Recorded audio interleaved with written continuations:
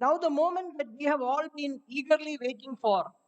I request Sri K. Annamalai, founder We the Leader Foundation, an outstanding leader, to speak on this occasion, to inspire the audience with his address on role of Guru in shaping an individual and nation.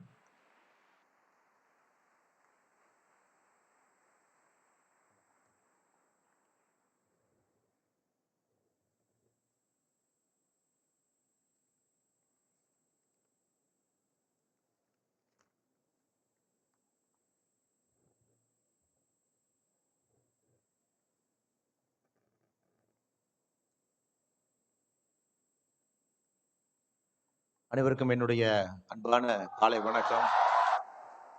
My namaskaram to you all.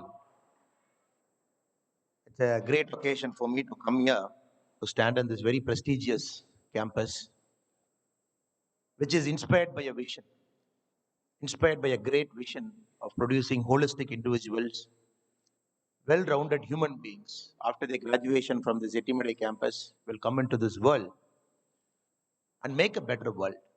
With that inspiration, this university is formed. And all of you, the students who are here, are more like Sishyas. You are not no more a student. It is more like a Sishya in a very traditional educational setup with a lot of discipline and also an opportunity for you to find who are you in the 3-4 years you spend in the campus. That is why I mentioned it's very inspiring to stand here. Not many universities and institutions will have this kind of a lofty ideal in starting a university in the first place. Many universities are started and for different reasons. But Amrita Institute and University is very special, and you are very privileged to spend your early part of your life, especially the 3 years, 4 years in your growth stage, in this wonderful place with a lot of inspiration. There are some very eminent people in the stage. Swami Sankar Amritananda Puri Swami, who gave his benediction address, who has blessed us all, and who wanted this Alive program to be a very transformational program. I seek Swamiji's blessings. Professor C. Parameshwaran, Principal Director, Corporate and Industry Relations, who gave an overview of what this university is all about, what we are trying to do. And the Campus Director, Air Commodore Satish Menanji Avargal, and the Head IQAC, Dr. Prashant R. Nair, and Dean School of Engineering, Sasankan Ramanathan Ji, and all the Swamijis who are here, Brahmachari Swamijis who are here, faculty members who are here, and very importantly, the great students who are here. I also seek the divine blessings of Madananda, Amritananda Mai Amma. I seek refuge in her lotus feet. I urge Amma to guide all of us, to give her blessings and continue to be with us as we live in this mortal world. It's a very important topic. I don't think, especially in an educational setup, they invite a guest to come and talk about the role of Guru in shaping an individual and a nation. Normally, these are not spoken in an educational institution. It requires a very inspired educational institution to get into this area where I invite people to talk about Guru, talk about how we can shape you as a person and our society as a whole and our nation as a larger component. The concept of Guru is also diminishing in many ways. No more. We try to seek Guru in this 21st century with a lot of technology and information available in our handtips, where it is all in a mobile phone. You can Google anything and everything you want. And many of us think somehow we have all the answers in the world in our fingertips. There is no more reason to seek. A guru and shishya, the bonding is very special. The bonding is not of learning, the bonding is not of teaching, the bonding is of seeking. The concept of seeking is of a higher pedestal than a mere learning or teaching. A guru and shishya only will have that relationship of seeking. But somehow the educational model, some of the areas around us, the online models, offline models, Google. Many people, if you ask who's your guru, they say it is Google. Because Google gives me everything. I just Google it, it is all in the fingerstep.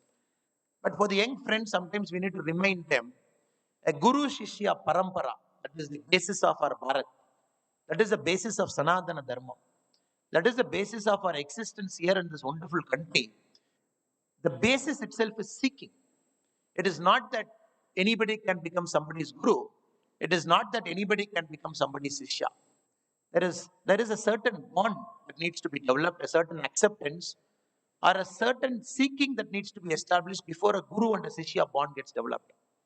If you look at the Indian country as a whole, the Bharat as a nation, if you survey it from the north to south, from the great Kashmir, and even before that, the Afghanistan, Pakistan, or the extended Bharat, what we call the Akhand Bharat, till the tip of Kanyakumari, when we look at it in totality, a lot of Guru Shishya bond inspires us. A lot of Guru Shishya bond, different points of time, age old relationships, it inspires us. Even the great emperors, great kings who ruled our nation, if we take inspiration from them, from our history books, we always see the great kings and the emperors, they had a Rajguru along with them. No kings operated alone, no emperors operated alone. They all had a Rajguru with them, who operated them, who guided them, who counseled them, who gave them good piece of advice. So the kings knew what to do at what point of time. If you look at some of the great minds like Adi Shankara is not a distant person to us, born very close to us. He has traveled the whole area, he has traveled the length and breadth of Bharat. If you look at the history of Adi Shankara, we all know when Adi Shankara, at the age of 2, he started speaking Sanskrit very fluently. At the age of 4, he started reciting all the 4 holy Vedas. That is impossible for, if we can classify somebody as a human being. Age of 2, you start speaking fluent Sanskrit. Age of 4, you start speaking all the 4 Vedas. At the age of 12, he left his home. He took permission from his mother. He said he wants to seek, he wants to find his guru, he wants to travel this whole country length and breadth, he wants to walk, he wants to get an inspiration, he wants to find who he is, he wants to find what is he born for, he wants to find what he intends to do with his life. The journey from the age of 12, it took him across different parts of India. In the Narmada, mighty Narmada river, he found his guru, Govind Bhagavad Pada. He found his guru. But also he found his guru in the unlikeliest of circumstances. When his guru was meditating in a cave, when the Narmada was flooding, he was able to stop the flooding. So the guru find a Sishya, the Sishya find a guru. Then Adi Shankara's life became a transformational life. He was able to take out our Sanatana Dharma, go and spread it across the length and breadth of the country. He was not only able to spread it, he was also able to create, institutionalize the centers of learning in the north, south, east, and west, in the Sringeri, in Dwaraka, in Joshimath, in Puri, in all the 4 corners of our India. He was able to keep that institutionalized form of worship. He was able to create Sri Chakra.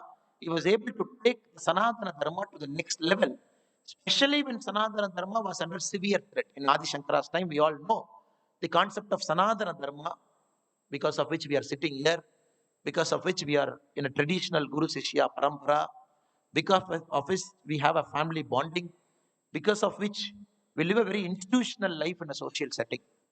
When it was under severe strain, Sanatana Dharma found itself an Adi Shankaracharya. Sanatana Dharma itself gave a guru to Adi Shankaracharya. So Guru Sishya Parampara, it made Adi Shankaracharya better. Though a person at the age of 2, he knows things. At the age of 4, he knows all the Vedas. At the age of 12, he had the courage and the audacity to leave his comfort zone, travel across the country, see things. But even then, they wanted a guru. No person is complete till he finds his guru. In fact, if I can go one step further and say, your life begins the day you understand who is your guru. Your life begins the day. Till then, it is an experimentation. Till then, it is seeking. Till then, it is finding. Till then, it is solace seeking. The day you find your guru, the same day you will come to know why are you born on this earth and what are you intending to do. This institution itself is a classic example of a Guru Sishya Parampara. Amma is there.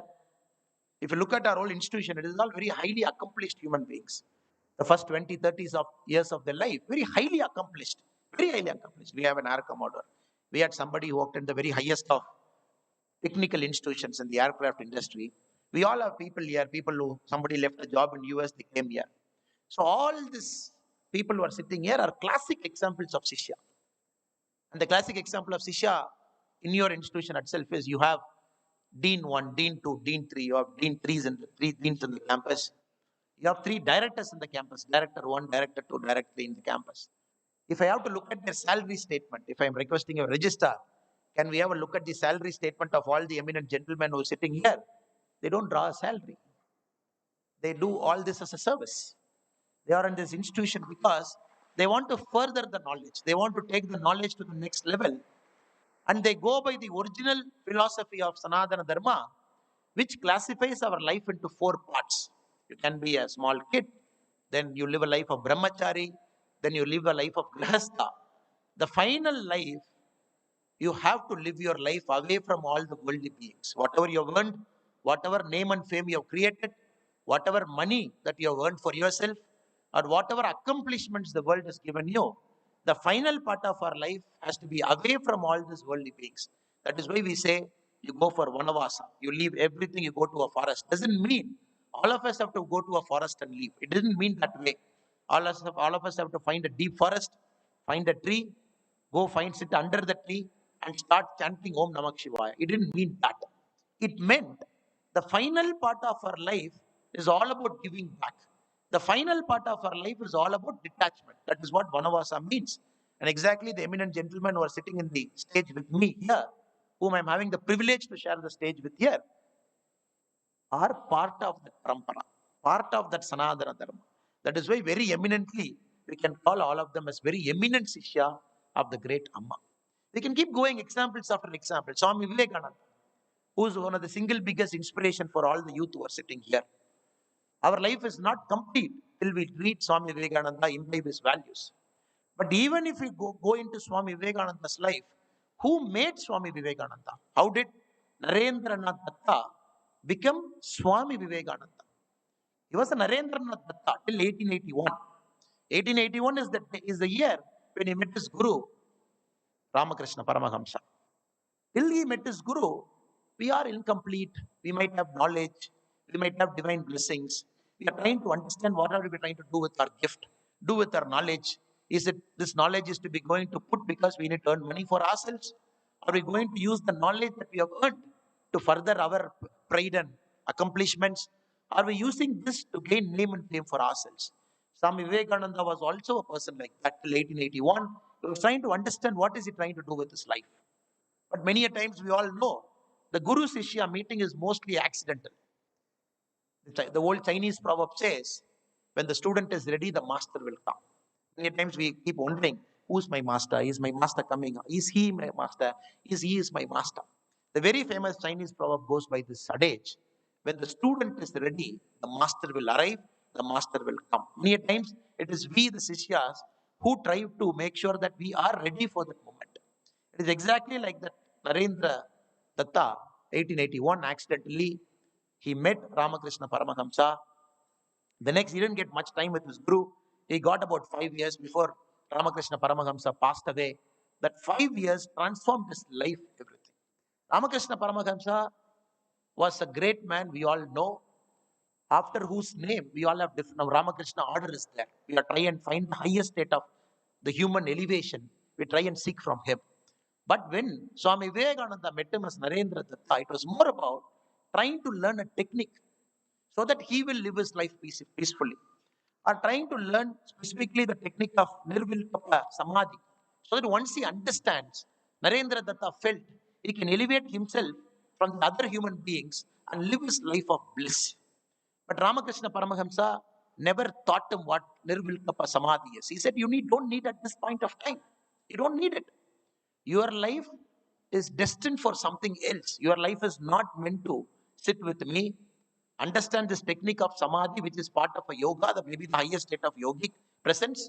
Learn samadhi, sit here, do meditation in Belur or in Calcutta, and then seek happiness for yourself and live your life of contentment. Your life is not meant to be that.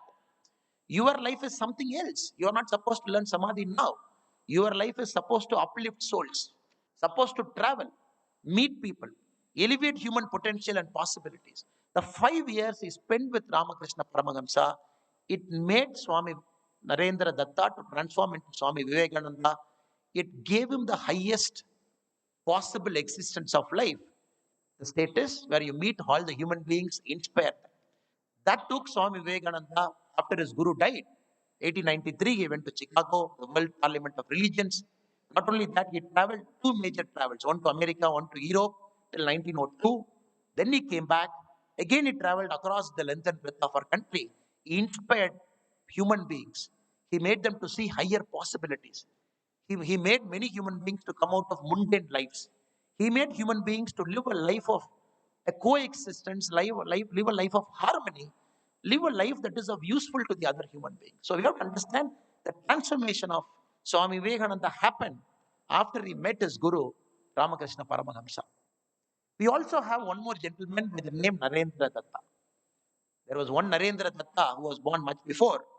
There was another Narendra who was born in 1950 in a small town in Gujarat. This Narendra also wanted to seek a guru. This Narendra also felt he needs to join Ramakrishna mission. This Narendra also felt that he has to live his life of service. This Narendra attempted 2 times in his life to take the life of a monk. 1950, after he was born, his life took him to different places.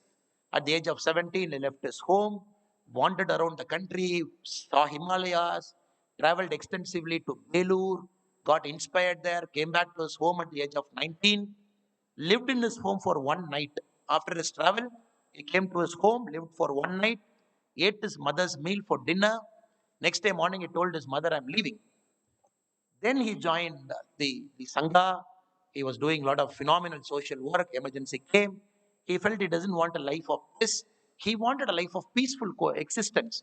He wanted to be a monk, wanted to get into Ramakrishna order. Went to Rajkot, met Swami Astamayanda, told him, accept me as your disciple. I wanted to be a monk. The Swami told him, the same thing what Ramakrishna Paramahansa said to Swami Vivekananda in 1881. The Swami told this Narendra, who we call as Narendra Modi now, who is the Prime Minister of our country, he said, your life is not meant to be a monk. Your life is not meant to be a monk. Your life is something different. So I am not going to admit you as my disciple. And neither is the Ramakrishna order going to admit you. And where we become a monk with us, your life is a life of changing millions and crores of people's destiny. Go and find that life. Went out. After 7 years, again he came back. Again he said, I want to become a monk. Again the Swamiji said, I am not going to admit you. You got to find your reason for birth. The moment you find it, crores of people's life is going to get transformed. You are a chosen one from the God, which I can understand. Your place is not among us or not to be a monk. Now we all know the Prime Minister of our country, Narendra Modi now. 72, 1950 born. 2 times he was not allowed to enter and become a monk, become a disciple. Then probably Narendra Modi ji found out his life's true calling. At the age of 35, 1985, he joined the BJP party in Gujarat.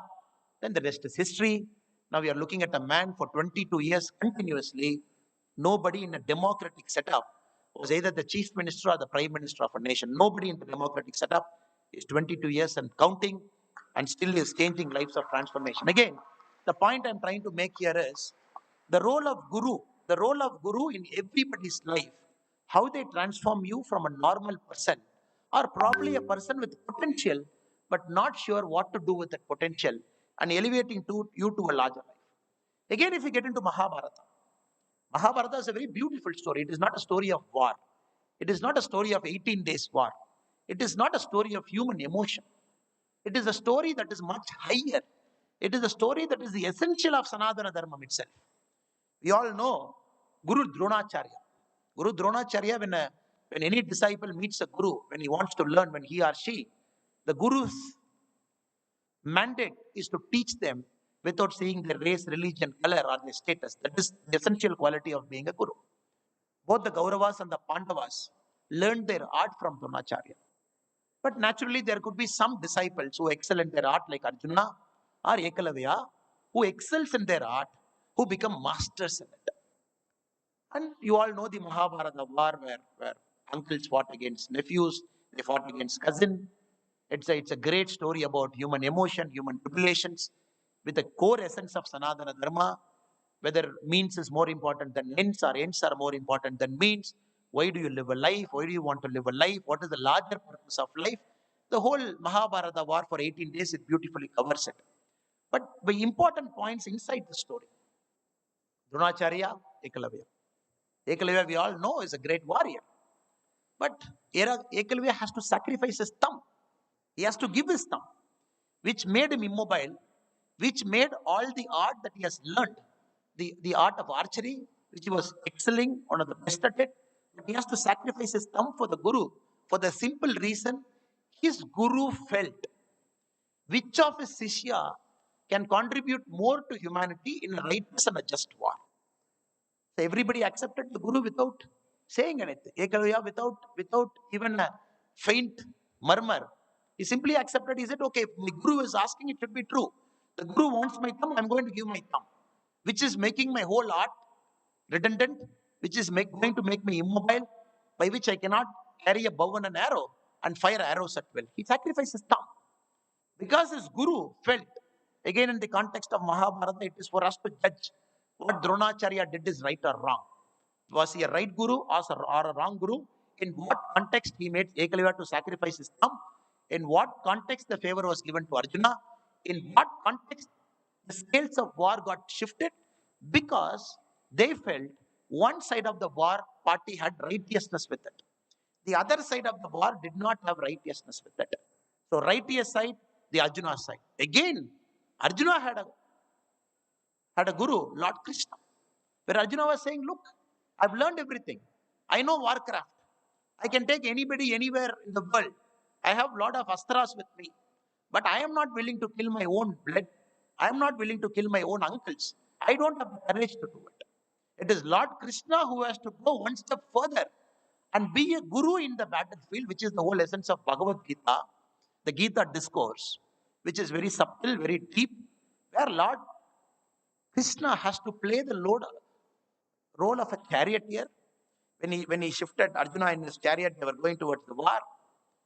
In the heat of war, when Arjuna refused to fight, there Lord Krishna has to change his role to Guru and advise Arjuna, guide Arjuna, tell Arjuna what to do.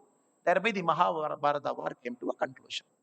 So if we keep understanding the whole life, the great eminent people in terms of Guru Shishya Parampara, many things we understand that it is Guru who shapes us as good human beings, who gives us that vitality, who gives the completion of our life. In fact, as I said earlier, who gives the meaning to your life, or probably for you, the day you find your Guru, then probably that is the day your life starts. Now coming to the second question, how to find your Guru? Very important question. Who is your Guru? Is teacher your Guru? You are spending 4-5 years of your life inside the Amrita campus. Is your Guru somewhere here? Can father and mother be a Guru? If that is the case, why do we say Mada, Pita, Guru and Daivam? Why have we kept Guru one step above Daivam? So how to find your Guru? We can give examples after examples to tell you, this people had a Guru, this people had his life changed because of a Guru.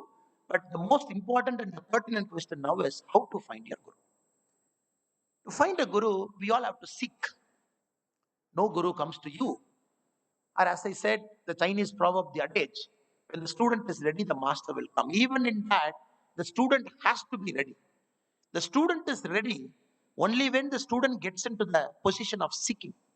In fact, Alive, which we have inaugurated just now, which they gave an introduction for, I fundamentally believe if we start using Alive, the initiative properly, it will only help you, the students, to seek what you want in life.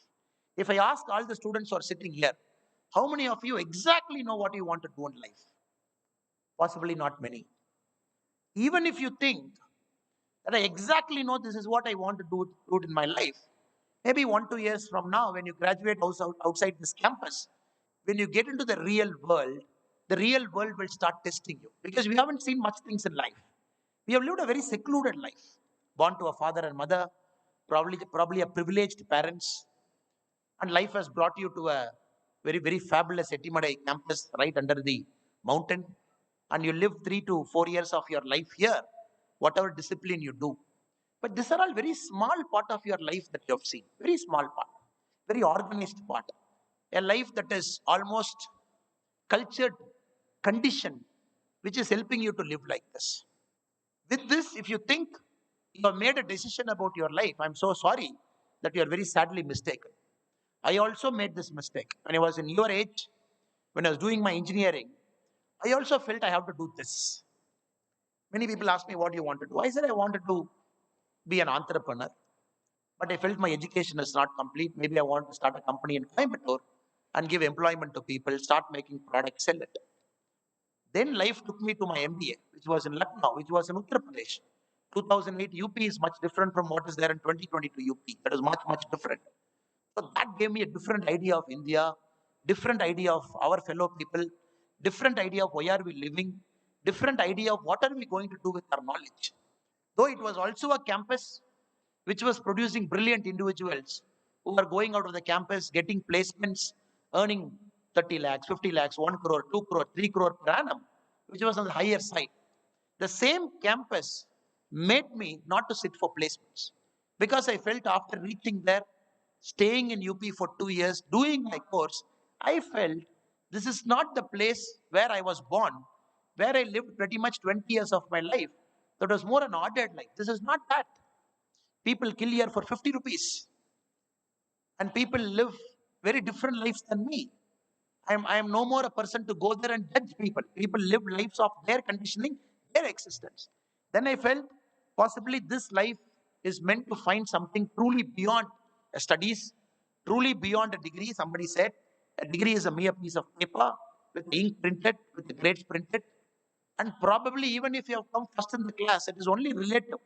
You have come first in the class at this point of time among the 100 people in your class, relative to you, relative to your circumstance, who God has positioned here. But when we put you out in the open world, in the whole universe, under the whole cosmos, then probably you understand it's a bigger people out there, probably a larger data field out there. The ranks don't matter. Rank is only a relative term within the campus. So that is why a degree we call that as a mere piece of paper with something printed on it. So moment you think that you know what exactly you want to do in your life without traveling, seeking, learning, trying to meet more people, making mistakes, going through life's challenges, probably reaching the success, the failures of life, till then it's a testing cycle for us. But to seek a guru, you should be willing to brave it out. It is not that guru will come when we are in our comfort zone. No guru comes when we sit in our comfort zone. You got to leave your comfort zone. Many of them left comfort zone. Somebody has resigned a job. Somebody has left a job in high-paying job in US. He wants to change his whole life's meaning. He came here. Somebody is here because at the age of 20, they decided to be a brahmachari. They decided not to get into the worldly ways of life. They wanted to completely dedicate themselves for a larger cause. All those people have come out of comfort zone. Since they have chosen to come out of comfort zone, they were able to find their guru. Their guru need not be your guru. Your guru need not be their guru. Each guru is tailor-made for you. Universe has made a sishya. The universe has made a guru. The universe is waiting for time and place so that the guru and the sishyas get connected. So my humble request to all of you is go out of your comfort zone. Just sail out of your comfort zone. You are not going to get a scratch. The blood is not going to ooze out of your hands or from your legs or from your palm. The moment you decide to go out of your comfort zone, put yourself through the testing phase. Trust me, believe me, that is when the meaning of life slowly opens up to you. Then you find probably why God placed you in Amrita. You could have gone to some other college, you could have gone to some other state, or probably you could have gone to an IIT, or probably you could have gone to XYZ, or probably, but why Amrita? Then you understand everything has a reason. It is nothing comes out of ordinary, everything has a reason. The, the day you came to Amrita, there were some universal forces at play which made you to come to Amrita. So you might have choices in front of you, but the universe brought you to Amrita. Again, in this space, I'm using the word called Amrita because all of us are sitting, standing in the campus and talking now. So we don't understand this connection till you go out, put yourself bravely out in the world, challenge yourself, try and find why did you do something till now, because the universe wants you to do something from now on for which what you did till now matters. Again, I'm repeating what I'm saying. Only when you go out of your comfort zone into the real world, trying to understand what you do, that discomfort will only teach you why you did what you did till now, because it helps you to do what you want to do in the future. So, this karmic connection, when you go out your comfort zone, when you start seeking, trust me, believe me, your guru will come to you. Your guru will guide you.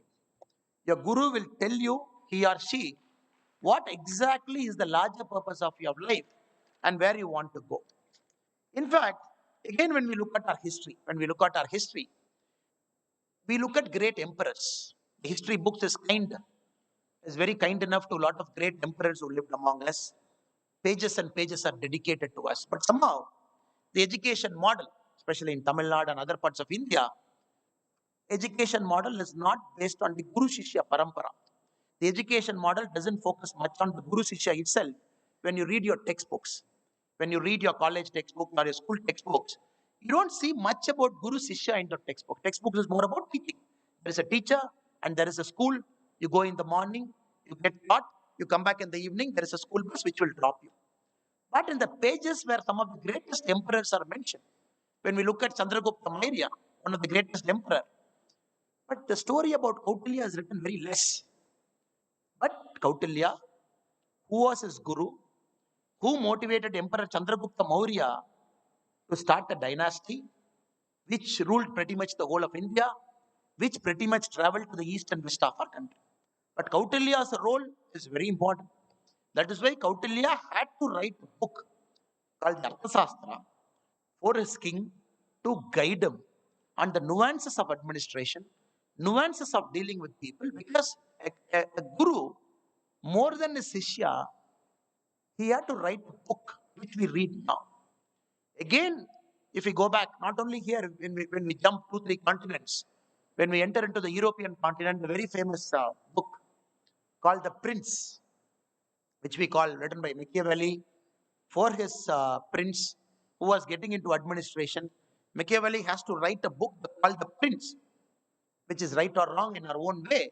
Again, an essential guiding philosophical document by the Guru for his Sishya, because he wanted his Sishya to follow this. Again, the great Vijayanagara kingdom. When we go to the Vijayanagara kingdom, which was instituted by Hakka and Bukka, we all know the great names of Vijayanagara kingdom who came much later, who fought some of the greatest wars against the Islamic invasion, against the different invasions, who gave us the beautiful Hampi, who gave us some of the beautiful administrative points, but which was founded by the Hakka and Bukka. They had a Rajaguru called the Vidyaranya. And Vidyaranya, the first Rajaguru to Hakka and Bukka, he guided Hakka and Bukka not only to create a dynasty, not only to create a Vijayanagara empire, but also to create an empire which was lasting for centuries. The each subsequent king who came after Hakka and Bukka, like Vidyaranya, each had a guru to guide them. The eminent name Rajaguru was given to them. The prime minister, the president, wherever you go, they all have Rajagurus whom they have accepted as their guru, as their moral philosopher to guide them in times of crisis, to guide them in times of opportunities, to guide them in making decisions that benefit humanity as a large. So, my request to you, brothers and sisters who are sitting here, to start the process of finding your guru, to start finding the meaning of your life, to start finding why God has created you, to start finding a life of meaning. And more than that, faster you find it, better all the tensions are. Because right now, we live in a very competitive world. As we speak now, I'm sure there could be some faculty members sitting here would be pushing you to attend some workshops or something which will help you in your placements. It must be true. Because third year, fourth year placement is coming. Amrita has to achieve 100% of their placements, correct? Is it true? There will be a placement coordinator sitting in this group. It should be true, correct? There will be a placement coordinator here, probably the CSR head, who will tell you, come on, you got to attend that extra workshop, you got to get 10% placement. True, they are doing their role of an educational institution that you got to get placed 100%. But if one of you among the students here who takes a bit of time, who goes to the placement office, sits with the placement officer and say, Sir, I want the details of last 20 years in Amrita, the students who got placement. I want the details. And probably you want the phone numbers of all your alumni last 20 years from this campus who got a placement. And probably if a group of friends has got time, you call each of your alumni and ask them, where did you get placed from campus? They will say X company. How long were you in the X company? They will say 2 years. Why did you leave the company?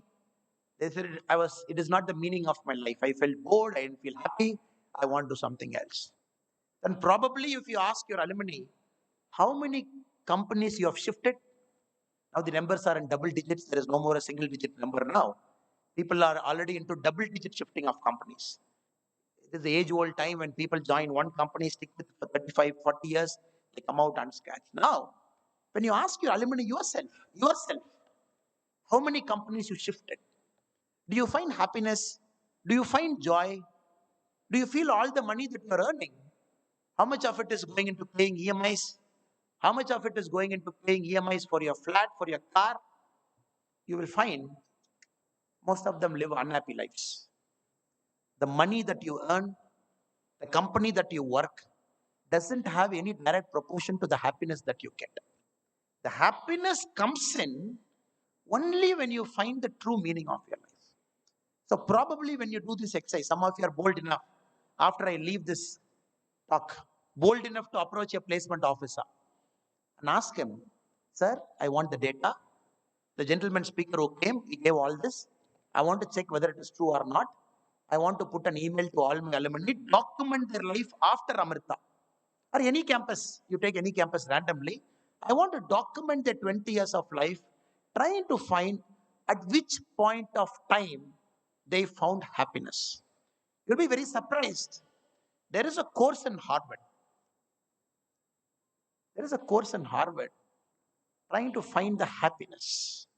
Course in Harvard which teaches you how to find happiness with complex mathematical model. Or there is a course by the very famous professor. The name of the course is What Money Can't Buy by a very great professor called Michael Sandel. Michael Sandel is one of the greatest philosophical professors of our time who teaches in Harvard, Stanford, and all some of the best institutions in the country, in the world. The course itself is What Money Can't Buy. So if you go to some of the best campuses in the world, no more they teach humanities, no more they teach technical, no more they teach engineering, no more they teach cutting edge science. Some of the great universities in the world have already got into philosophy now. They've already started teaching philosophy. Now, many of the students, the credits, if you see in many of the campuses, more than 50% credits they're giving to philosophical courses, trying to understand what is my life, trying to understand what is the happiness in my life, trying to understand, like Professor Michael Sandel, his course can, you just Google after the speech, Professor Michael Sandel, and his course is one of the highly rated. Not everybody gets a seat. There is a big fight on the campus to get into Michael Sandel's course. He has written a book also for people who can't get into that. He has put all his lectures online for free. You can see all his Michael Sandel's lecture online on YouTube. You can buy a book which goes by the same name, What Money Can't Buy. You can read it. The reason I'm trying to tell you, brothers and sisters, is you should not make the mistake that we made.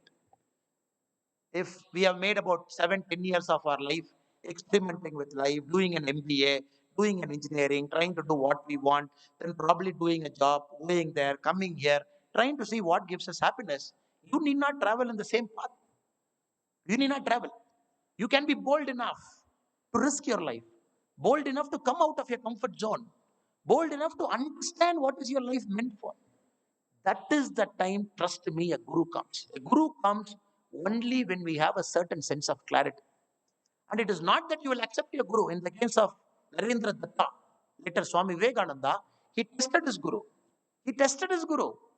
He asked Swami Ramakrishna Paramahamsa, is it true? Are you really a monk? People say you don't touch money. Can I check it?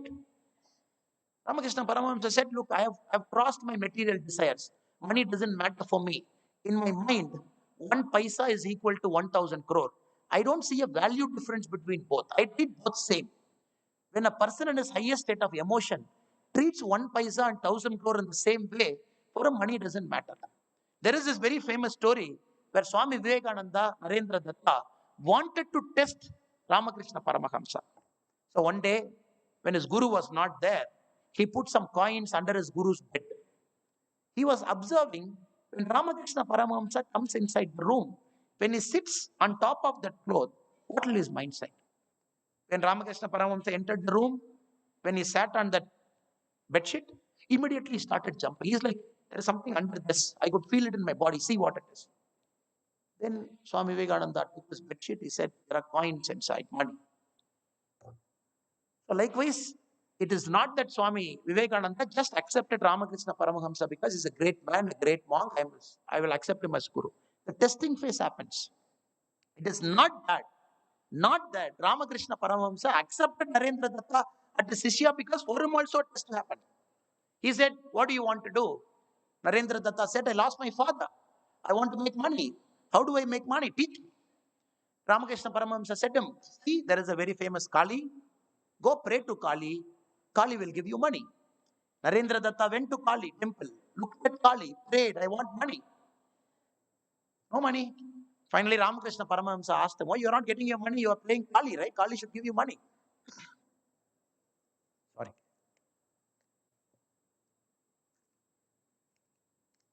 You are worshipping Kali. Kali should give you money. You are asking for money. Why are you not getting the money? Then Narendra Datta said, Guruji, whenever I went before Kali, whenever I wanted to ask money, the moment I saw Kali, the thought of asking money never came. I became blank in front of Kali. So how can I ask money? So Ramakrishna Paramahamsa told, that is a lesson for you. Your life is not meant to be like a merchant, where you will count money, seek happiness in money, seek pleasure in money. So this is a path God is trying to show you through Kali, that your life has to transcend money. In fact, for Chicago also, when Swami Vivekananda was supposed to go for 1893, it is not that Swami Vivekananda got an invitation. The Ramanathapuram king from Tamil Nadu got that invitation. He was asked to come to the World Parliament of Religions to talk about Hinduism, to talk about Sanatana Dharma. So Swami Vivekananda never got that invitation. When the Ramanathapuram Maharaja got that invitation, he felt, I am not the person to represent the Sanatana Dharma or this Hinduism in Chicago, in the World Parliament of Religion. He felt there should be a monk, a true believer in Sanatana Dharma, who should represent one of the greatest religion in the world, in the World Parliament of Religion. Then the Ramanathapuram Maharaja hunted for Swami Vivekananda, got him, brought him to his palace, gave him money to travel to Chicago. The rest is history.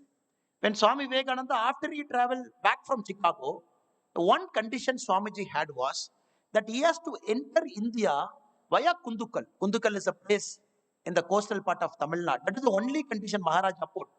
After your great lectures in Chicago, where he spoke about the greatness of Sanatana Dharma, the virtues of Hindu religion, your padam, your lotus feet should touch Tamil soil, should touch this soil before entering India. That is the only condition, which Swami Vivekananda accepted. When he came back, he landed in Kundukal. And again, the second condition the Maharaja put is that your feet should not touch the soil. Your feet should touch my head. You should land on my head. He's a great man with a lot of money, with a territory, with a king, a royal title. But in front of knowledge, in front of wisdom, in front of a monk, in front of a true Sishya, he bent his head. He said, you should touch my head and land on this, which Swami Vivekananda did not accept.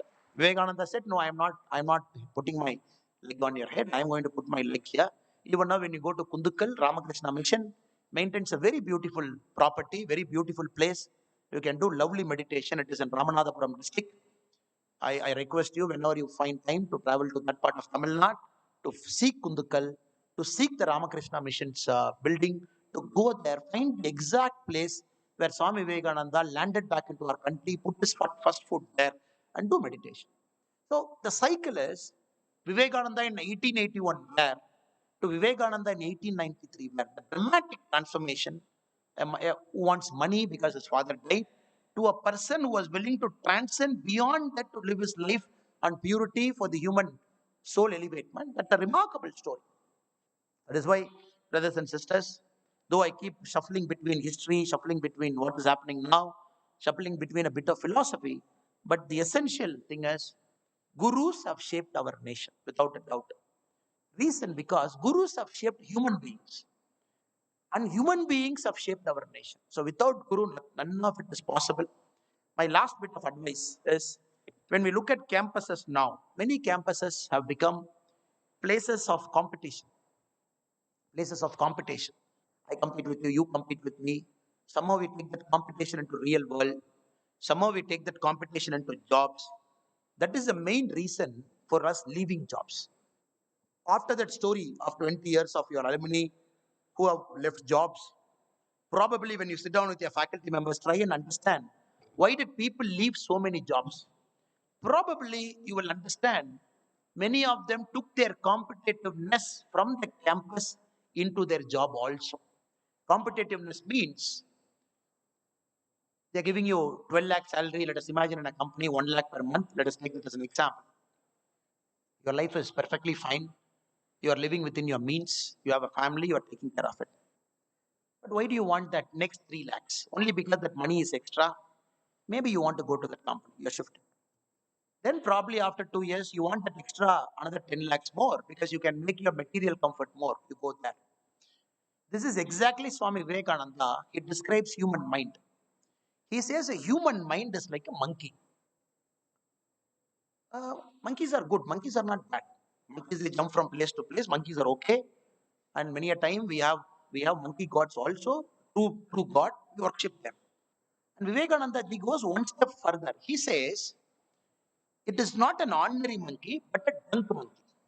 A monkey which is drunk toddy, which is drunk. Toddy monkey is also okay.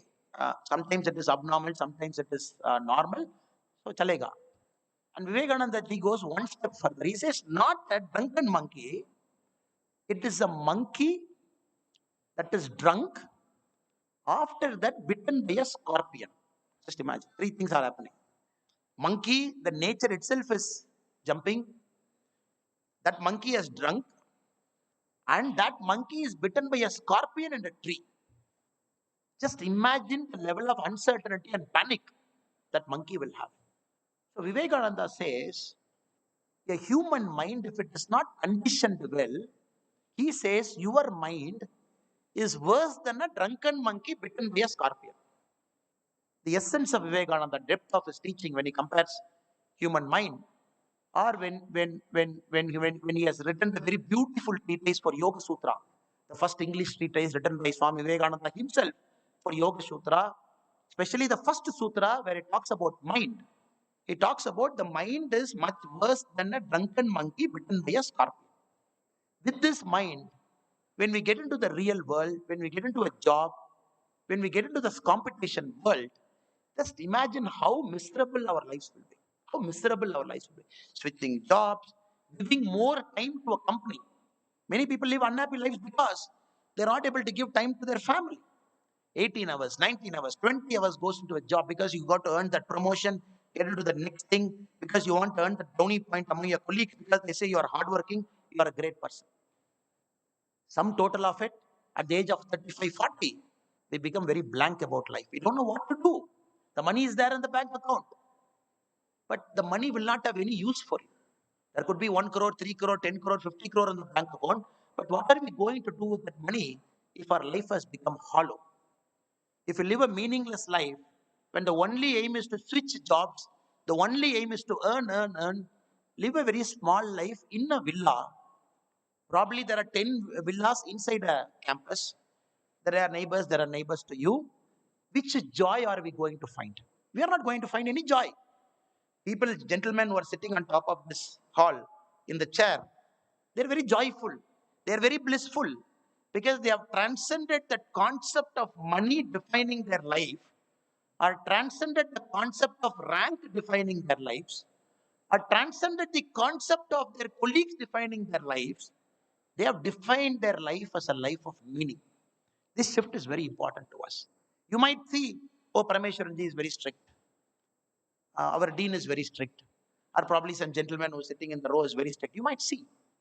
But their concept of strictness is because, I don't know whether they're strict or not, but being strict is not wrong. They should be strict, which I believe now.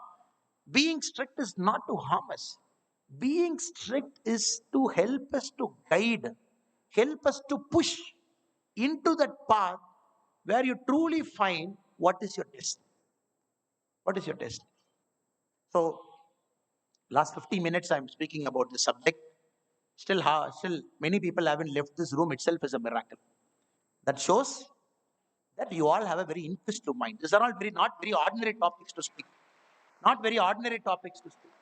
These are not very motivational lectures. You come, you say, you do this. These are all highly philosophical.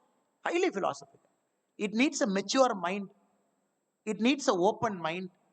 It needs an inquisitive mind to at least understand and appreciate what we are trying to do to each other. So thank you for that. Even after 50 minutes, you sitting strong here means that you all have that mind already. You are already in that path. Your mind is already thinking, what is he speaking? What is he telling? What is he talking about? Guru, who is my guru? How do I find my guru? My plan is to get to US or probably to a higher study. Nothing wrong. Maybe you will find your guru there. Or my plan is to get into civil service. You will find your guru there. But provided if it becomes a life of service, not a life of servitude to an organization, to a corporate company, or to somebody where we are just being like a bondage there to earn money to gain our prestige. So I humbly submit my thoughts to you. It's a Guru Sishya Parambara, some of the greatest achievers in our country, in Bharat. They all had gurus who guided them. A guru essentially is more like giving you that 1 degree shift. If an airplane which is starting from Coimbatore today, the pilot will say, no, no, no, no, no. I am going to just take off with a ½ degree shift towards right.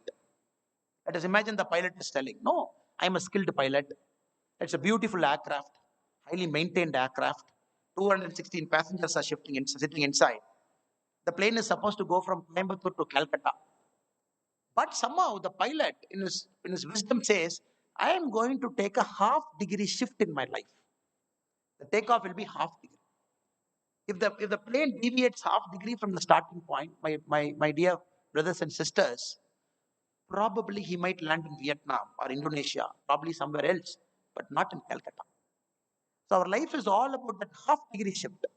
The small mistakes, the small shifts we take, the small decisions we make without fully not understanding the gravity of our life. So let us seek our Guru. Let us seek our Guru by paying our dakshina, by being a good seeker, by keeping an open mind, so that we don't take that ½ degree shift. Even if we take that ½ degree shift, it should be a shift with a purpose. Maybe accidentally that ½ degree might take you to a new place, agreed. But that has to be with meaning, not because of an ego I am taking an ½ degree shift. So I hope and pray under the lotus feet of Amma that you all should find your Guru very soon. And that Guru should guide you. And Guru deserves a dakshana. No Guru works for free. In this material world, dakshana doesn't mean a check or an ATM card transaction or a Paytm or a Google Pay, where you put it to your Guru's cell phone and say, my dakshana is done. The dakshana is something more. Dakshana is giving a thumb. A dakshana is beyond that also. Sometimes when the Guru feels that you have to live your life of this out of your comfort zone, which Ramakrishna Paramahamsa told Swami Vivekananda, do this, which Swami Vivekananda are willing to do that out of his comfort zone. That is a dakshana for your Guru. Many a time what you hear from your Guru will not be pleasing to your ears, will not be nice. You will not feel happy. But if you trust that Guru, you got to trust that wisdom. Because the Guru knows something which your mind doesn't know now because your mind is clouded. It is like a monkey, a drunk monkey bitten by a scorpion. So many a time, even when you find a Guru, please don't allow your self-doubt to overtake the wisdom of that Guru. Sometimes trust him or her fully. Even if it is inconvenient, you trust it. Because it will take you to a place where you are supposed to go, where your destiny is supposed to take you. Trust that process, trust the karmic connection, find out that Guru faster, develop that mind of seeking, and, and live a life of joy, happiness, blissfulness, of meaning to others. Last but not the least, I have to thank the volunteers from We the Leaders Foundation. We the Leaders Foundation is purely run by these volunteers like them.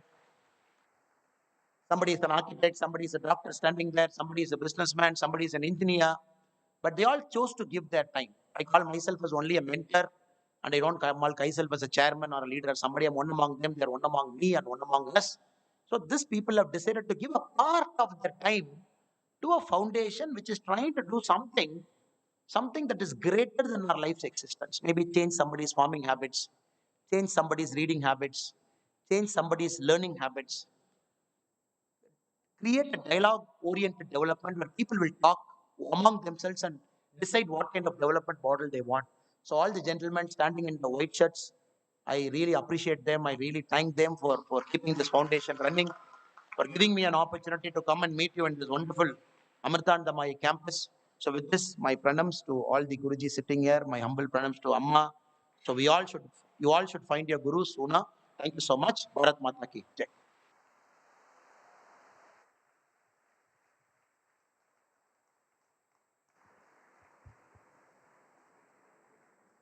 So, absolutely awe-inspiring and motivational speech. So, we have time for a few questions.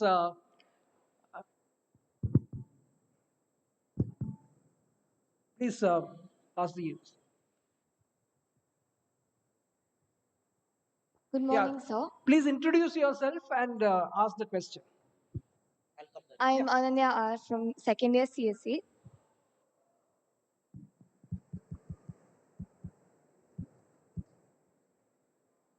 Yeah, go on, go on. Good morning, sir. It's our privilege to have you here. So, when students join college, their cognitive skills, emotional skills, and linguistic skills and the personality traits have already been developed. So, when we join college, what what other skills can we develop? As an individual, what skills can we develop further in our college life? It's a very deep question what our sister is asking. I enter a campus by about age of 17, 18. By the time I enter the campus, many of my neural connections is established in my brain, which we call this plasticity, the brain plasticity, what we call the neurophysics. So my mind is already set by virtue of my 20 years of life or 17 years of life. So how can I better use the 4 years of my campus to develop new skills?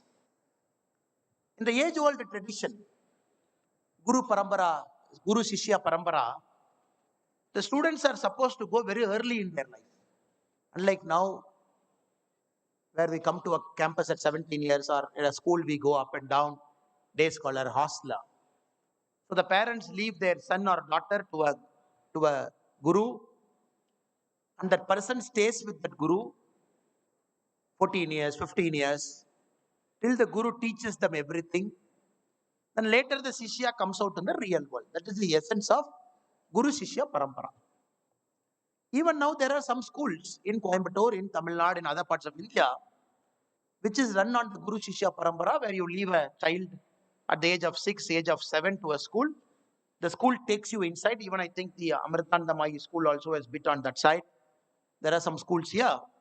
And then you live there with a certain break in between. It is all model. And the house teacher says inside the school, inside the hostel, where they call the house teacher, meaning the smaller guru, who's with you all the time. But we didn't have a choice.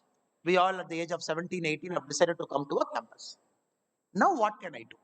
Yes, you can do many great things now.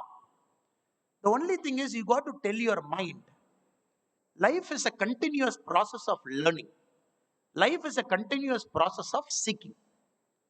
If I ask the library inside here, probably if I ask the librarian, sir, how many students among the 24,000 students in the campus in Etimadai have come to library? Probably the librarian will say, except the library classes where we all are supposed to go, see the librarian, see them and come back. Probably the librarian might say, regular students among the 24,000 would be less than 1,000. I'm just giving a number. I hope Amrita Institute is better than that. Among the students who come to the library, how many students have picked up a book that is not their subject book? A sister is a computer science graduate. Now blockchain and new things are there. Probably you might find that book and read it. If I ask the question, how many of you have picked up a book that is beyond your traditional learning? The numbers might come down to very few. So this is one area where I believe the seeking comes. The seeking comes where you can truly utilize this 4 years. Maybe some people are giving sound at the back, I don't know. Where you're trying to tell me that all of you have gone to the library, all of you have picked up a book beyond your subject, and all of you are trying to read it. If that is the case, I'm very happy for you. So this is one area where you can really, really contribute, where you can try to seek. The library is here. Some of the greatest books are right inside. The second area is a college is the only place where people accept you without judgment. Suppose you are standing up here, taking a mic, and you are speaking. Nobody will judge you. Nobody will judge you. The moment you leave the campus, you go to a corporate company, take a mic and speak. Everybody will say, why is this person speaking? This person is speaking because he wants to become closer to the chairman, or probably they want to get promotion. Why is he speaking? So everywhere in life, judgment comes. College is the only place where people don't judge you. People see you as their friend. People see you as their brother. People see you as their sister. People see you as their colleague. So that is something we all should learn from college. But without judgment, we can improve our skills. Somebody doesn't know English. You can tell your teacher, when this gentleman Annamalai is coming, why should the professor give the word of thanks, or why should the professor give welcome address? As a student, why can't I give welcome address to Annamalai? In front of this many people, if I speak, my stage fear is gone. Fantastic suggestion. But you have to meet your guru and request them. Sir, I've come here. I'm not good in English. I'm not good in stage speaking. Can you give me that opportunity where I go to a stage? Give a welcome address to the guest who is here, because I know I have done it. My English was not good. Very bad, probably above average. But I thought the only way I can learn better English or probably overcome the stage fear is request my school teacher daily morning, can you allow me in the assembly where I can read the newspaper? Second stage, there little bit of fear is gone. Stage two. Then in college, you request the professor, will you allow me to go and give the welcome address? I told the professor, the first welcome address, people will laugh because I am half them afraid. I might forget lines. I might still see a piece of paper and read it. It's okay. It's okay. You are here to make mistakes. We are here not to judge you. We are here to make you as well-rounded human beings and fantastic individuals. Or possibly, can I give a vote of thanks? We don't need flowery vote of thanks. We don't need flowery welcome address. All we need is a person coming here. If you have the courage to come here, in this mic, stand here and talk. I think it is 2 years of your learning that you will get here by standing here. Any of the students there, probably next time, if you think you have a bit of stage fear, I don't know how to speak, please use this opportunity in campus. Request your teachers. The teachers or your gurus, they will allow you. Come and speak. Even when the Prime Minister is coming, sitting here, you give the welcome address for the Prime Minister. What great stage you will get beyond that. All your fear is gone. There's no more fear.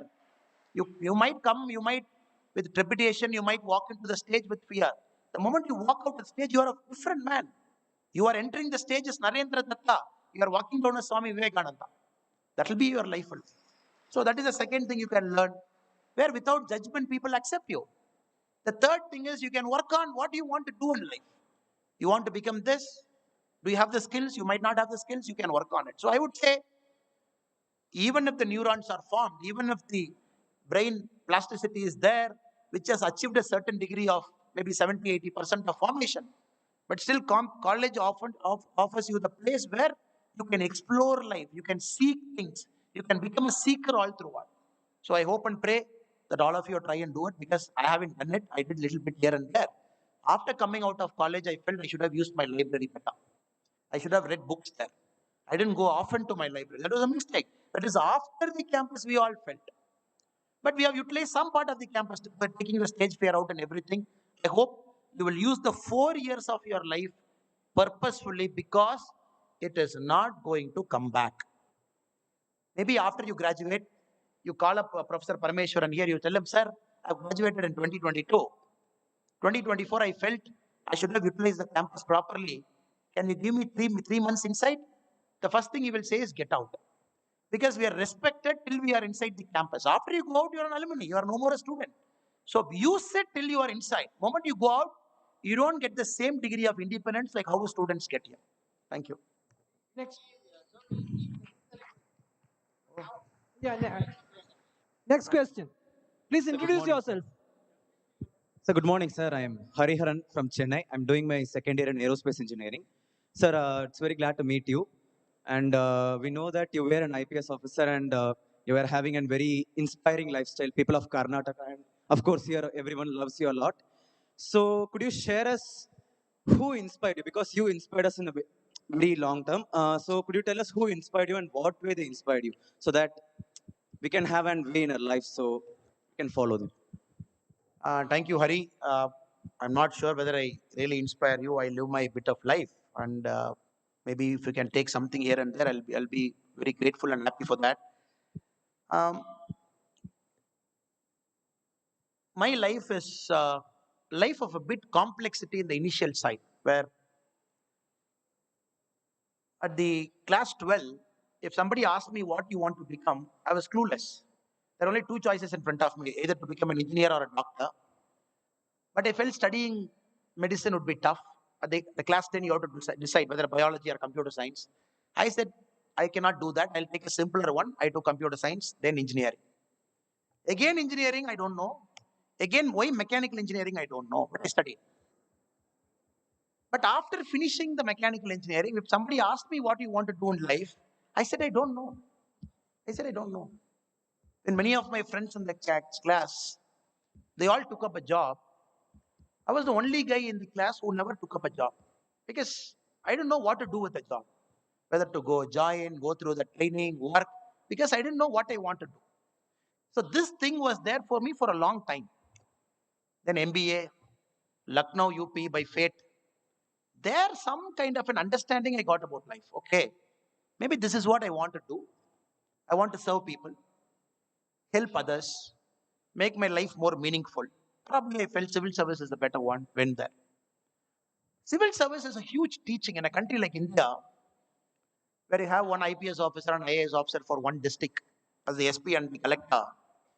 You deal with an average of 14 lakh to 20 lakh people in the district, all kinds of human beings. 1 to 3 years you spend in the district as the SP of the district.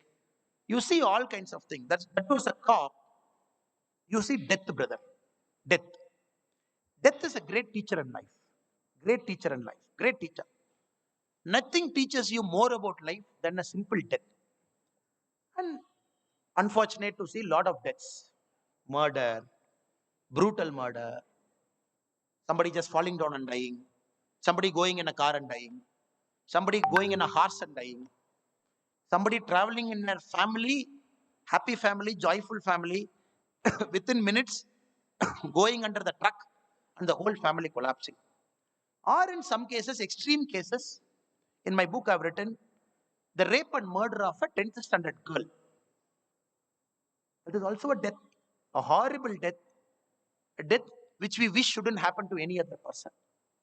So all this process when you go through, I somehow felt your soul gets cleansed because you have to see everything. You have to hear everything. You have to see the photograph. You have to see the postmortem. You have to see all those horrible things. And more than that, you got to sit with the parents, explain to them this has happened. Just imagine. Many a time, unfortunately, in being a cop, we will be the first person telling their parents that their loved one has died. They're shocked, they're crying, and police station when you write the FIR, when you write the procedural formalities, when the father and mother patiently waiting, crying with the tears in their eyes, because only when you do the procedural formality, only if it gets completed, then probably the postmortem will happen. Then probably the loved one's body can be handed over to them. I was uh, I was a witness to all those unfortunate moments in my life. Unfortunate moments. People, there'll be just tears rolling in their eyes, the father and mother quietly sitting in a police station chair just for that one signature because they have to put it. So when you go through all those things, brother, you understand life is something beyond what we live. Beyond what we live. There are some beautiful, noble people. They might not have done any mistake in their life, Still their son or daughter gets killed in an accident. Like you, at your age, they come to a campus, they drive a car, drive a two-wheeler, drive a motorbike, they go get killed, they kill. But when you look at the life of the father and mother, they lived purely blissful lives, spotless life, clean lives. But you ask the question to the God, wherever God and the Almighty and the universal forces are, why to him? Why to him? Why to this parent? Why to this mother? And why should people like me, probably the middlemen operating in a system, in a bureaucratic system, why should I see that pain? Why should I be the forebearer of that bad news to them? So, for you also, I think your life will take you in those places. I don't know, whatever jobs you do, you will go through all those moments. That purifies your soul. That teaches you there is something beyond it. When a girl, 10th standard girl in Baindur in Udupi district, she was supposed to come home at 6:30. She didn't come home at 6:30. When the parents started searching for the girl, they found the girl's body at 8:30 in the night. She was raped and killed. We arrested the accused within a matter of time. When I went to the girl's home to convince her mother, as the SP of the district, when I told her mother, look, God has taken your child, I'm so sorry, but we did our best. Who has done this to your daughter? We have caught them. They will go through a judicial process. They will get punished in our system. The first thing the mother asked me is, I don't care about it, sir. I'm repeating again. The first thing the mother told me is, I don't care what you did. For me, it doesn't matter. All I care is, can you bring back my daughter to me? She is not bothered about judicial system. She is not bothered about the process of law. She is not bothered about, she doesn't even know who are the faces of those people. What are the faces? How do they look like? She didn't even care. All she wanted was, can you give me back my child to me? So you live in those moments. You live in those moments. You convince them. So all those moments taught me. I take a lot of inspiration from those moments. A lot of inspiration. A lot of inspiration from people in their unfortunate circumstances. Many a times it is also the fortunate part. But somehow I felt it is more than the great things you see, people happiness you see, joyful people you see. But the real meaning of life for you comes in those unfortunate moments when you question everything about your life. Why this is happening, why that is happening. So I'm not asking all of you to put through yourself through that. All I'm saying is get out of your comfort zone. Till you're in your comfort zone, the comfort zone will never allow you to see things the way it is supposed to be seen. It is more like a Maya. Again, in Yoga Sutra, Swami Vivekananda talks very beautifully about Maya. How the screen of Maya in front of your eyes, it hides everything. The Maya gives you worldly pressures. It gives you everything whereby you don't see the true meaning of life, which is actually beyond that wheel. How to lift that wheel? Lifting that wheel itself is the essence of Maya. So only thing I would tell Hari is, I cannot pinpoint one guy, two guy, three guy here, but I can pinpoint thousands of people who taught me. Even I'm an imperfect human being. All of us are imperfect human beings. We are in the process of being perfect. For some of us, it might take 90 years. For some of us, it might take 100 years. For a person like Adi Shankaracharya, it is a matter of months or years. But like many of you, I am also an imperfect person trying to become perfect in the process, making mistakes, learning from it, learning from all those things. So I would say you will also go through it. When you come out of your comfort zone, that will teach you many things. Probably put all those teachings for the betterment of humanity. Thank you. Thank you, sir. I now request Brahmachari Matrikrupaamrita Chaitanya, Brahmachari Nikhilesha Amrita Chaitanya, and Brahmachari Gangadharamrita Chaitanya from Mata Amritanandamai Mutt to present a memento to our chief guest as a token of our deep appreciation. Audience, please put your hands together. Give him a standing ovation.